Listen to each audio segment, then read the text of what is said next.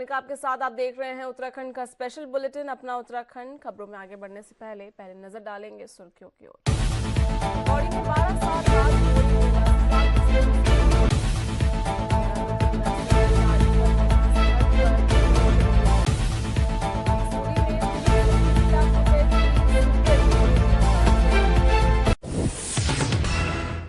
आगे बढ़ेंगे खबरों की ओर। पौड़ी जनपद की गगवास्क्यूर घाटी में 12 साल में एक बार आयोजित होने वाले ऐतिहासिक मोरी मेला का आयोजन आगामी 7 दिसंबर से होने जा रहा है। मेला आयोजन समिति के अध्यक्ष सुबोध नैथानी, मीडिया प्रभारी प्रदीप रावत, नवीन सिंह नेगी तथा दीपक रावत ने बताया कि 6 महीने तक आयोजित होने वाले इस मेले में बड़ी संख्या में प्रवासी ग्रामीण भी अपने गांव पहुंचते हैं। बताया कि मेले में पांडव नृत्य के साथ साथ विभिन्न धार्मिक अनुष्ठानों का आयोजन होता है। तमलाग गांव के मध्य स्थित भैरव मंदिर के पंचायती चौक में ढोल सागर से पांडवों की पूजा अर्चना कर पारंपरिक तरीके से देव अवतरण होता है। मेले में घाटी समेत दूर दराज के क्षेत्रों से लोग लाखों की संख्या में हिस्सा लेते हैं। उन्होंने बताया कि नई पीढ़ी को उनकी संस्कृति से रूबरू करवाने तथा परंपरा को जीवंत रखने के लिए इस तरह के मेले निरंतर आयोजित किए जा रहे हैं। उन्होंने सफल आयोजन को लेकर जिला प्रशासन से पेयजल, पार्किंग तथा यातायात व्यवस्था को दुरुस्त करने के साथ ही सुरक्षा व्यवस्था को लेकर अपील भी की है। देखो, मौरी मेला जो 12 साल बाद होने वाला है, ये बहुत गर्व का पल है हमारे लिए और हमारी आने वाली पीढ़ियों का जुड़ने के लिए सबसे अच्छा जरिया है। जो लोग गांव से निकल चुके हैं वो वापस आ रहे हैं, ऐसे घर बन गए हैं जो कभी आते नहीं थे, वो 12 साल में वापस आ रहे। केवल हमारे गांव में नहीं, पूरी गगोर से क्षेत्र में लोगों ने अपने घर बना लिए हैं और अब वापस आ रहे हैं। जहाँ तक मेले की बात है, ये मेला हमें डेट तो नहीं पता कि ये कब से लग रहा है, क्योंकि हमारे पूर्वजों ने कभी इसका रिकॉर्ड नहीं रखा। लेकिन ये कम से कम मुझे लग रहा है कि डेढ़ दो साल 100 साल से तो ये चला हुआ आ रहा है। जहाँ तक हमारा ये मानना होगा, उससे पीछे हमें नहीं पता, लेकिन जो हमारे बुज़ुर्ग हैं वो बताते हैं। तो वहाँ से शुरू हो रहा है और इसका जो शुरुआत है 7 दिसंबर को हो रहा है। हमारे यहाँ पे जो मुख्य अतिथि के रूप में अभी हमारे साथ में विधायक साहब आ रहे हैं, जिला पंचायत अध्यक्ष आ रहे हैं और नगर निगम अध्यक्ष आ रहे हैं। साथ में जितने भी जनप्रतिनिधि पौड़ी को रिप्रेजेंट करते हैं या गगुड़सियों गांव के लोगों को रिप्रेजेंट करते हैं, वो सब आ रहे हैं। अप्रोच तो हमने मुख्यमंत्री साहब को भी किया था, लेकिन उनका कार्यक्रम बागेश्वर में लगा हुआ है, इसलिए वो नहीं आ पाए। बलूनी साहब को भी हमने अप्रोच किया था, उनको भी निमंत्रण पत्र दिया था, उनका सदर चल रहा है इसलिए वो नहीं आ रहे हैं। लेकिन उन्होंने ये कहा है कि बीच में हम ज़रूर आएंगे और हम बीच में कोशिश करेंगे कि वहाँ तक अपनी बात पहुँचाए। मुख्यमंत्री साहब को मौरी मेले के बारे में पता था, हमारे लिए सरप्राइज़ था कि उनको मौरी मेले के बारे में पता था। कि जब हम उनसे मिलोना कि हाँ, मुझे मौरी मेले के बारे में पता है, मुझे बताया था किसी ने, लेकिन हम थोड़ा सा लेट हो गए थे क्योंकि उत्तराखंड डे होने की वजह से उनकी डेट हमें मिल नहीं पा रही थी। जब मिली तो थोड़ा हम लेट हो चुके थे। और जहाँ तक मेले होने की बात है, ये मेला क्यों होता है, हमने आपको बताया कि पांडव जब वनवास काल में यहाँ से गए थे, हमारे गांव में वो कुछ पल रुके। उस समय गांव कितना बड़ा था ये मैटर नहीं करता, चाहे एक मकान था चाहे 2 मकान थे, कैसे थे, लेकिन रुके थे उस स्थान पर। तो जो भी लोग वहाँ पे उस समय मौजूद थे, उन्होंने पांडवों का अच्छा सा स्वागत किया, कुछ दिन रोका उनको। तो उन्होंने आशीर्वाद काल के जो कुंडी गाँव में, वहाँ पर भी रुके। तो कुंडी गांव को भी उन्होंने माइका का उपाधि दी। इन दोनों गांवों के बीच में ये मेला होता है, जिसमें कि पहले 6 महीने हमारे गांव में पंडव नाचते हैं, उसके अगले 6 महीने कुंडी गांव में करते हैं पंडव। और हम दोनों के लोगों के बीच में ये मेला होता है, वो हमें बुलाते हैं और हम उनको बुलाते हैं। जैसे एक बेटी अपने ससुराल जाती है और अपने ससुराल से अपने मायके जाती है, उसी तरह हम लोग भी वहाँ जाते हैं और वो हमारे यहाँ पे आते हैं।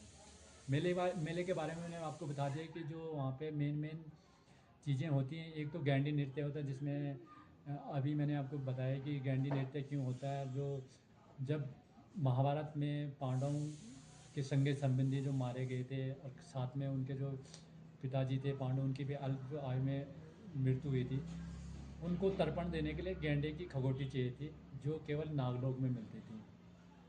और नागलोक में जो गैंडा था वो भी गयासुर जो राक्षस था वो था वहाँ पर। जो भगवान विष्णु ने उन्हें एक वरदान दिया था कि आपका जो शरीर है वो सबसे पवित्र होगा। और वो पवित्र होने की वजह से क्या हो कि हर कोई उनका जब तक वो पृथ्वी लोक में थे उनका शरीर छूते थे, स्वर्ग चले जाते थे। जिससे क्या हुआ कि स्वर्ग में हर कोई स्वर्ग जाने लगा। तो भगवान विष्णु ने बोला यार ऐसे तो हर कोई स्वर्ग आने लग जाएगा, नर्क में कौन जाएगा। तो उन्होंने बोला कि तुम्हें ऐसी जगह जाना पड़ेगा जहाँ कोई नहीं पहुँच पाएगा। तो तब जाके वो नागलोक में गए, और नागलोक में रहने के बाद वहीं रहे। तब कोई फिर उसी के लिए खगोटी के लिए अर्जुन वहाँ जाते हैं, और खगोटी लेने के बाद वो तर्पण देते हैं। ये एक पहली तर्पण देने की जो व्यवस्था है। एक उसमें जो सबसे बड़ी बात चलती है कि मौर्य नाम क्यों पड़ा है इसमें, तो उसमें एक वार्ता लगती है जिसमें कहते हैं कि जो दुशाला कौरव की धर्म बहन थी, या नहीं कौरव की बहन थी या पांडवों की धर्म बहन थी, उसके ऊपर चलता है। वो यहाँ पर रुपना के नाम से जाना जाता है उसे। तो हम उसे पूरी उसी तरह से दान देकर विदा करते हैं, जैसे एक माँ बाप अपनी बेटी को दान देके भेजते हैं। तो मोहरी शब्द मोहरू लगाने से आके बना हुआ है, ऐसा मेरा मानना है। ये मेरा मानना है। ये कोई मैं क्योंकि मैंने ये मोहरी शब्द मोहरू शब्द का अभ्रस रूप है जहाँ तक मुझे लग रहा है, क्योंकि उसमें एक वार्ता चलती है कि दिशा को मोहरू मोहरू लगाना, जिसमें कि मोहरू का मतलब होता है उसके पूरे राजपाट को वापस चलना करना, दोबारे से उसको बनाना। जिस उसके पीछे भी एक कहानी चलती है कि उसके राजपाट को राक्षसों ने तहस नहस कर दिया था। जब वो पांडवों के पास आती कि मेरे राज्य को उन्होंने सब तहस नहस कर दिया, तो तब कुंती माता कहती है कि हम तुझे एक बेटी की तरह विदा करेंगे और वैसे ही तेरे राजपाट को दोबारा बनाएंगे जैसे पहले था। तो तब वो अपने दान में एक तो कालिदास ढोली को मांगती है, भीमसेन को मांगती है कि ये मुझे चाहिए, तो हम उनको वही देकर विदा करते हैं। तो मोहरी शब्द मुझे लगता है कि मोहरू शब्द से बना हुआ है, जो बाद में मोहरी जाके प्रचलित हुआ। और साथ में जो हमारा एक पेड़ लाने का मुख्य आकर्षण होता है कि पेड़ क्यों लाते हैं, उसके पीछे भी दो थ्योरियाँ चलती है। एक तो कहते हैं कि जो पांडवों ने अपने वनवास काल में समी वृक्ष में अपने जो अस्त्र शस्त्र रखे थे, तो उससे रिलेट जोड़ते हैं कि तब उन्हीं पेड़ों में रखा था, इसलिए लेके आते हैं। दूसरी थ्योरी ये है कि जब अर्जुन गैंडे की खगोटी लाने के लिए नागलोक जा रहा था, तो उसके साथ द्रौपदी भी जा रही थी। द्रौपदी जब जा रही थी तो अर्जुन नहीं चाहता था कि द्रौपदी उसके साथ जाए। बहुत दूर घनघोर जंगल में जाने के बाद दो जो जुड़वा पेड़ थे उनके नीचे वो आराम करने लग गए। द्रौपदी को नींद आ जाती है, और अर्जुन को लगता है कि ये अच्छा मौका है, वो द्रौपदी को वहाँ पर छोड़कर अकेले ही नागलोक चले जाते हैं। जब द्रौपदी की नींद खुलती है तो उसे लगता है कि भाई हाँ, मुझे पता था कि वो मुझे लेके नहीं जाएगा, वो चला गया नागलोक। लेकिन वो दोनों जुड़वा पेड़ों के लिए कहती है कि अगर मेरा अर्जुन सुख शांति सही सलामत वापस आ जाएगा तो हम आप दोनों पेड़ों को जड़ सहित उखाड़ कर अपनी थाती में ले जाएंगे और वहाँ आपकी पूजा पार्टी करेंगे। तो वो पूरा एक वार्ता में भी चलता है। तो ये उससे संबंधित है, दो पेड़ वहाँ से लेके आ जाते हैं। और जैसे कि मैंने बताया कि कुंडी के एक पेड़ कुंडी वाले लेके आते हैं और एक पेड़ हम लेके आते हैं। तो ये बेसिक चीज़ें होती हैं वहाँ पर। अब आप लोगों को इसके लिए हमारी आप लोगों की आवश्यकता पड़ेगी हमें इस मेले को और नई जनरेशन तक पहुँचाने के लिए। आपकी शुरू में प्रशासन से फंडिंग जिला हमें जो फंडिंग हुई, हमने जो भी लेटर इसके लिए जिलाधिकारी को भेजा है, इसके बारे में हमने अपने विधायक जी को भी लिखा है, प्रमुख को लिखा है, जिला पंचायत सदस्य को भी लिखा है, लेकिन अभी तक हमें कोई फंडिंग नहीं हुई कहीं से भी। केवल हमें आश्वासन दिया गया है कि हम ये करेंगे वो करेंगे, लेकिन आज तक धरातल पे कुछ नहीं हुआ। केवल 2021 से मैं इस मौर्य मेले के लिए मैं 20 साल से प्रतिनिधि हूँ गांव में। 2021 से मैं इस बारे में मेरे पास प्रूफ है, लिखित रूप में मैंने लेटर दिया था कि विधायक साहब को कि हमारे गांव में लाइट की व्यवस्था चाहिए थी। तब से आज हमारे गांव में 15 लाइटें हैं केवल 4 साल में। हमने मौर्य के लिए 40 लाइटों की डिमांड की थी कि हमारे गाँव 2 गाँव बड़े गाँव हैं, 6 महीने मौर्य का मेला चलेगा, लेकिन अभी तक केवल 15 लाइटें हमें उपलब्ध हुई है। और अगले जो विधायक थे कोहली जी, उन्होंने एक रोड काटी थी, उसके लिए भी हमें आने जाने में बहुत दिक्कत थी, पर उस पर भी उन्होंने इस बार काम किया, थोड़ा सा रोलर और जेसीबी लगाया। इसके अनुसार हमने पानी की भी उनसे समस्या रखी कि 8-10 लाख या 7-5 लाख लोग जब उस टाइम आएंगे, मई जून का महीना रहेगा, पानी की भी बहुत सारी कमियाँ होंगी, लेकिन उन कमियों के बारे में भी अभी उन्होंने कुछ भी कार्य नहीं किया। हमें केवल आश्वासन दिया है, बाकी प्रशासन से हमें किसी भी चीज़ की अभी हेल्प नहीं हुई है। बाकी जो भी इसका खर्चा होता है, हम सामूहिक अपने गांव वाले इकट्ठा कर दे इस पैसे को। प्रत्येक परिवार से हमने 6-6 हज़ार रुपये फंडिंग लगाई हुई है, और हमें अभी तक 8 लाख रुपए हमने इकट्ठा कर दिए अपने पैसे, और इसी से हम इस मेले को करते हैं। शासन से अभी हमें कुछ भी किसी भी तरह से सहायता नहीं प्राप्त हुई। सांस्कृतिक विभाग के पास तो अभी हम गए नहीं हैं, और उनसे अगर हम एक बार यहाँ सांस्कृतिक विभाग एक बार गया था यहाँ नीचे में ऑडिटोरियम में, उन्होंने कहा कि केवल नाचने गाने वाले हम दे सकते हैं आपको, बाकी कुछ नहीं। हमने हमारे यहाँ जबकि नाचने गाने वालों का तो कोई महत्व तो नहीं है। पांडव नृत्य करना है तो हमें नाचने गानों की हमें पानी और टॉयलेट की वहाँ पे बहुत सारी समस्याएं हैं। दूसरी बात हो गई, हमारा रोड बिल्कुल जाम हो जाता है, आवागमन पूरा रुक जाता है। लगभग हमारे गांव से और 8 किलोमीटर पीछे तक लोगों को पैदल चलना पड़ता है, जिससे कि बड़ी समस्याएं हमारे आगे खड़ी हो जाती हैं और लोग दर्शन नहीं कर पाते हैं भगवान के वहाँ पे, और मंदिर तक पहुँच भी नहीं पाते कई लोग। हमारा यही रहा है प्रशासन से कि कम से कम वो इस टाइम तो डिस्ट्रीब्यूट करे इधर उधर और पार्किंग की व्यवस्था करवाए। लेकिन हम इस बारे में भी लेटर दे चुके हैं, पार्किंग की व्यवस्था की लेटर भी वो भी हमने जिलाधिकारी जी को दी थी, लेकिन उस पर भी कोई कार्रवाई नहीं हुई। और हमें ज़्यादा से ज़्यादा कम से कम मतलब पानी की तो बहुत ज़्यादा समस्याएं वहाँ पे खड़ी हैं, पानी की या टॉयलेट की। क्योंकि अब रात दिन हमारे जब 6 महीने तक मंडन चलते हैं तो रात दिन जो है महिलाएं वहाँ पे रहती हैं, बहुत सारी पुरुष रहते हैं, जिससे कि बहुत सारा समस्याएं हमारे आगे खड़े हैं और वो पूरी नहीं हो पा रही आज तक। देहरादून में आज नर्सिंग अधिकारियों का धरना प्रदर्शन शुरू होने से पहले ही पुलिस ने सभी प्रदर्शनकारियों को परेड ग्राउंड से हटाकर एकता विहार धरना स्थल पहुंचा दिया। इसी दौरान कांग्रेस के वरिष्ठ नेता हरक सिंह रावत भी नर्सिंग अधिकारियों के समर्थन में पहुंचे और सरकार पर बेरोजगारियों के हितों की अनदेखी करने का आरोप लगाया। रावत ने मांग उठाई कि स्वास्थ्य विभाग और चिकित्सा शिक्षा विभाग में नर्सिंग अधिकारियों की 690 पदों पर जारी की गई वर्तमान भर्ती विज्ञप्ति को तुरंत वापस लिया जाए और भर्ती पोर्टल को निरस्त किया जाए। उनका कहना था कि पिछली भर्ती 2020 के बाद अब कई स्थानीय अभ्यर्थियों की उम्र सीमा पार हो चुकी है, जबकि अन्य राज्यों के उम्मीदवारों का बार बार चयन हो रहा है। नर्सिंग अधिकारियों की मांग है कि इस भर्ती प्रक्रिया में उत्तराखंड मूल निवासियों को प्राथमिकता दी जाए। स्थिति को देखते हुए धरना स्थल पर सुरक्षा और पुलिस की तैनाती बढ़ा दी गई है। आज हमारे नर्सिंग की बेटियां बेटे अगर आज अपनी मांग को लेकर प्रदर्शन करना चाह रहे थे तो नौबत ही नहीं आती प्रदर्शन करने की। आप बातचीत कर लेते, उनसे रास्ता निकाल लेते, तो ये नौबत नहीं आती। अगर वो आज जो है उन्होंने सूचना दी, सिटी मजिस्ट्रेट सूचना दी कि आज हम जुलूस के रूप में जाएंगे, धरना आप जहां भी तय करोगे हम वहां धरना देंगे, लेकिन आप इकट्ठा नहीं होने दे रहे हो, उनकी गिरफ्तारी कर रहे हो। आज वो छोटे छोटे बच्चों को छोड़कर आई हैं, हमारी बेटियां, हमारी बहनें, हमारे भाई लोग, और आप ये अत्याचार करो। ये तो लोकतंत्र की हत्या है। ऐसा लग रहा है कि तानाशाही आ गई उत्तराखंड के अंदर, कोई अपनी बात को नहीं कह पा रहा है। ये इस प्रदेश के साथ की कब तक यह अन्याय हम लोग सहेंगे? इस प्रदेश के जिस तरह अन्याय हो रहा है, तो ये निश्चित रूप से अच्छा नहीं है और ये रिवाइज होना चाहिए। मैं कह रहा हूं कि सरकार ये रिवाइज करे। अगर सरकार ये रिवाइज नहीं करेगी तो ये लड़ाई मैं केवल कांग्रेस के कार्यकर्ता के रूप में नहीं कह रहा हूं, इस प्रदेश के एक नागरिक के रूप में इस बात को कह रहा हूं।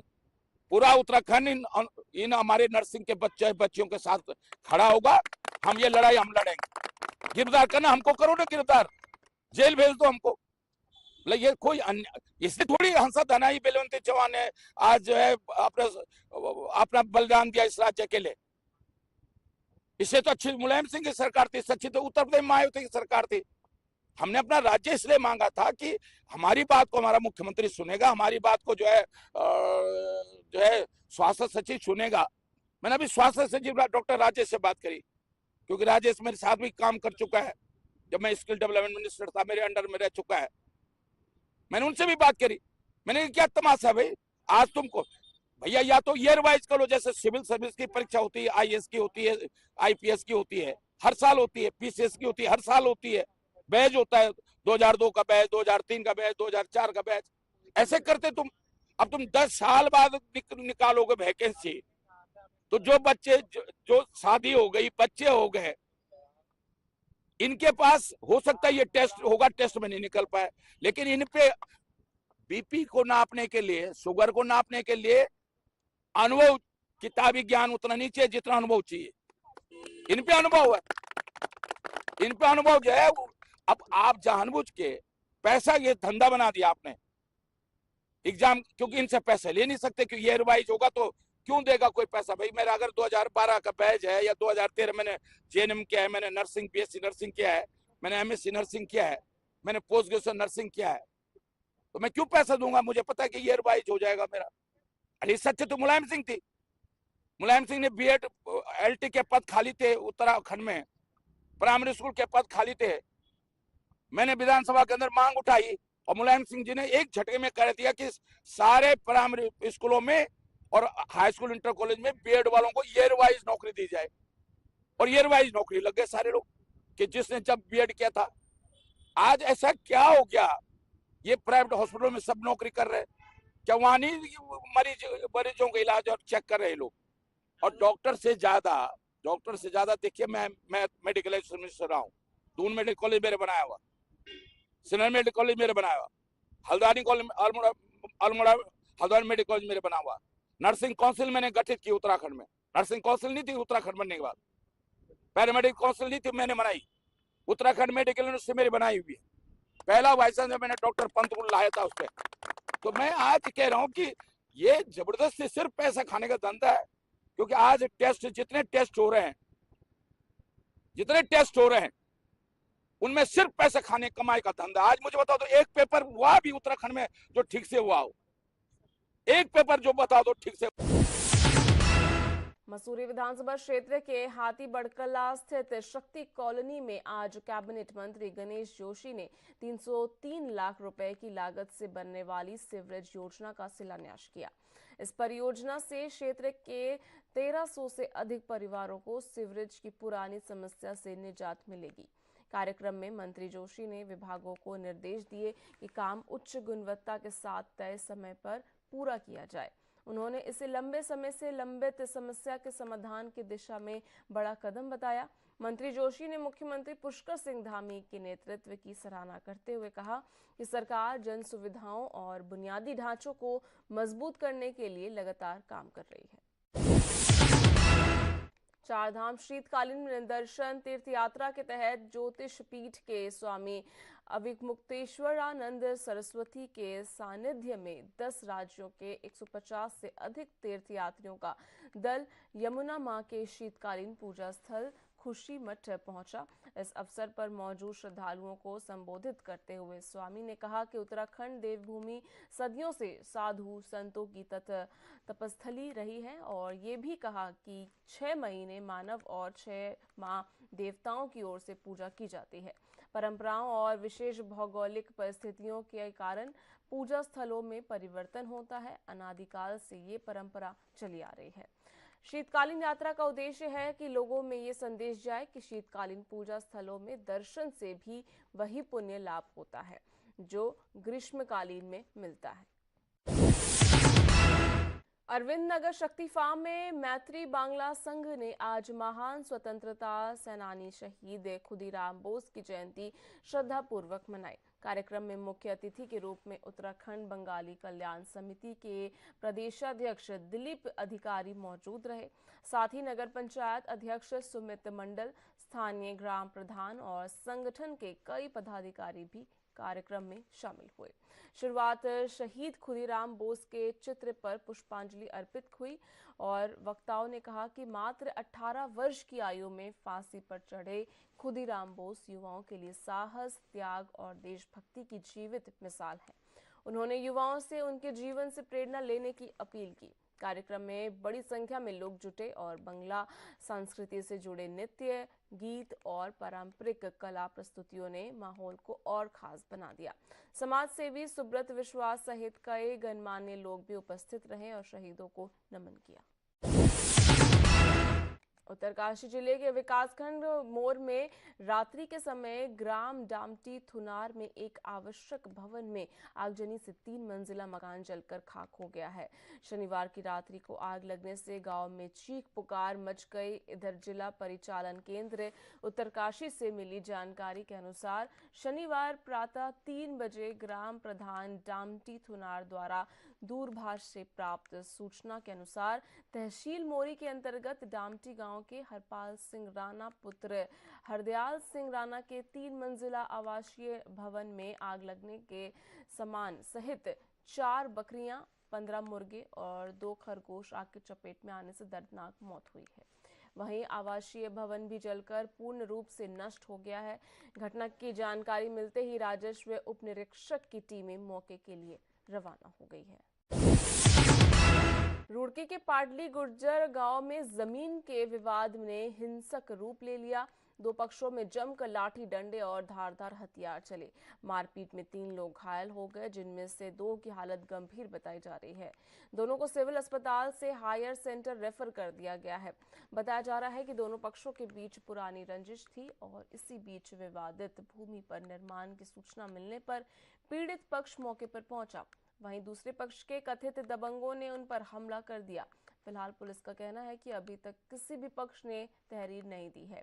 तहरीर मिलते ही आगे की कार्रवाई की जाएगी। हाँ, पाटिल गुज्जर से आए थे कुछ लोग फिजिकल असाल्ट लेके। उसमें 2 पक्ष के लोग आए थे। एक में एक है, एक पक्ष के 2 लोग हैं।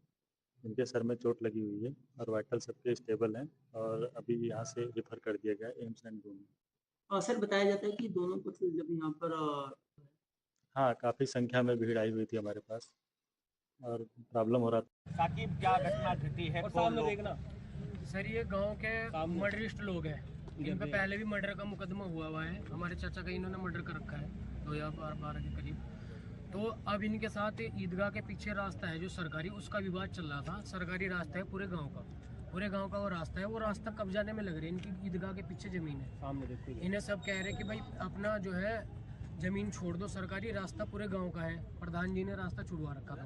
उसके पीछे विवाद चल रहा है। 2 महीने से इनकी बात चल रही है। ठीक है, इन्होंने पैसों की डिमांड करी। 10,000 रुपये पर स्क्वायर फीट के हिसाब से इन्होंने पैसे मांगे। हमने कहा भाई 10,000 रुपये फीट इसके हिसाब से तो रुड़की में भी नहीं है कोई जगह। ठीक है, इन्हें जायज़ पैसे कहा। पूरे गाँव में पंचायत हुई है, नहीं मानने। इन्होंने ज़मीन कल पटवारी जी आए, निशान लगा के चले गए कि ये रास्ता है। उसके बावजूद भी इन्होंने पटवारी जी की भी नहीं मानी और बाउंड्री कर दिया। आज हम 3-4 जने वहाँ पे गए, हमने जब देखा बाउंड्री जो है गलत हो रखी। इन्होंने पूरा रास्ता सरकारी कब्जा लिया। हमने कहा पटवारी जी कल आए थे, तुमने आज फिर गलत बाउंड्री कर दी। तो इस बात पे एकदम से एक कल्लन नाम है, कल्लन उसका नाम तो मुझे सही तरह नहीं पता, कल्लन कहते हैं उसे, मकसूद का लड़का है।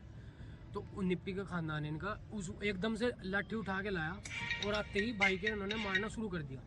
मेरे भाई वाहिद और बब्बल, उन्होंने आते ही मारना शुरू कर दिया और अध्या बरसाने शुरू कर दिए। लट और धारदार हथियार, पता नहीं क्या, तलवार तलूर उठा के एकदम। उनका घर है वहीं पे ही, हमारा दूर घर है। हम 4 जने थे और ये 10-12 जने सारे के सारे इकट्ठे हो गए। पहले से ही बैठे थे जैसे कि कोई आएगा बाउंड्री के लिए, और एकदम से इन्होंने लट बजाना शुरू कर दिया। हम वहाँ किसी तरह जान बचा के भाग गए। मैं तो भाग लिया, लेकिन मेरे भाइयों को उन्होंने 2 को पकड़ लिया। वहीं पे उन्होंने उन्हें मार के लूलुहान कर दिया और बहुत बुरी तरह मारा। हम छुटाते रहे। किस तरह से हमला किया? कितने, लगभग 12-13 आदमी थे। कितने लोग घायल हैं? इसमें क्या नाम है उनके? इसमें 2 लोग घायल है, मेरे भाई है बब्बल और वाहिद। और उनके सिर में इन्होंने तलवार, लाठी, पता नहीं जो उनके हाथ में आया, अपने घर से एकदम उठा के सब ला के इन्होंने मारना शुरू कर दिया। कैसे घटना रुकी है? मतलब पुलिस मौके पर पहुंची है? पुलिस मौके पर नहीं पहुंची। हमने फिर गांव के लोग आ गए, उन्होंने हाथ पैर जोड़े इनके, इन्हें भगाया और फिर हम उन्हें उठा के सीधा एकदम से थाने में ले गया है। वरना ये तो छोड़ ही नहीं रहे थे उन्हें मारने के लिए। तुम्हारे भाई रेफर भी किए गए? हाँ, रेफर कर दिए और ये हमें वहाँ पे रेफर कर दिया ऋषिकेश। और सर, इन्होंने पहले हमारे चाचा का मर्डर हुआ है, बेल पे आए हुए हैं। मर्डरिस्ट है, बेल पे, उम्र कैद हुई हुई है, अपील पे बाहर है। हमने थाने में भी लगाते रहते हैं इनके खिलाफ कि भाई ये हमें मारने की सोचते हैं, अब भी मारने की फिराक में रहते हैं। तो पुरानी रंजिश है?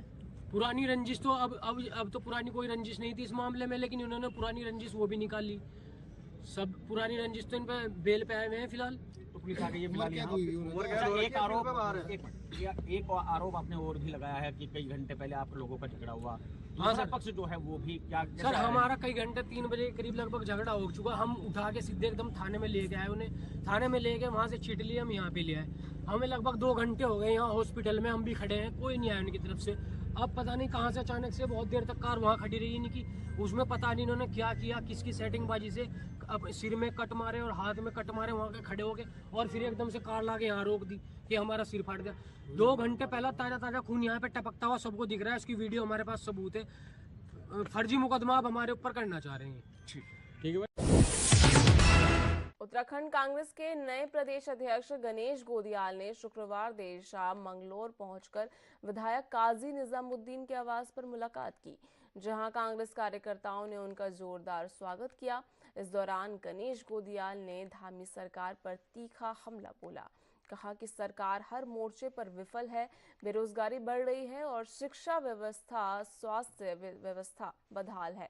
वहीं विधायक काजी निजामुद्दीन ने गोदियाल को पार्टी का मजबूत स्तंभ बताते हुए दावा किया, कांग्रेस के तमाम हमारे कार्यकर्ताओं के परिश्रम के साथ हमारे तमाम नेताओं की एकजुटता और सही मार्गदर्शन में, जैसे कि अभी पिछली बार अभी कुछ दिन पहले ही दिल्ली में राहुल गांधी जी ने हम सबके साथ अपनी बातें शेयर की और उन्होंने स्पष्ट रूप से कहा कि प्रदेश कांग्रेस का पूरा नेतृत्व 2027 के लिए रोड मैप तैयार करें और उनके पास जो जो इस रोड मैप को के साथ जो जो उनके विचार हैं उसको शामिल करते हुए अगली बैठक के लिए यहाँ आए। तो हम सब लोग उसमें जुटे हैं और निश्चित रूप में मैं आप लोगों को विश्वास दिलाना चाहता हूँ कि 2027 में इस प्रदेश में कांग्रेस सरकार बनाएगी, सत्ता में वापसी करेगी।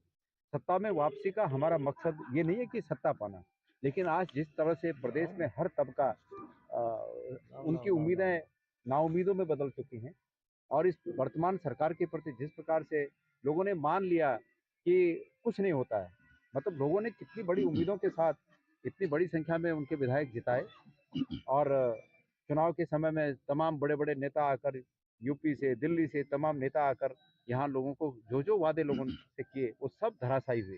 तो लोगों को ऐसा लगता है कि नाउम्मीदी जैसे माहौल में आज लोग जी रहे हैं। उस नाउम्मीदी को उम्मीद में बदलना हमारा काम है।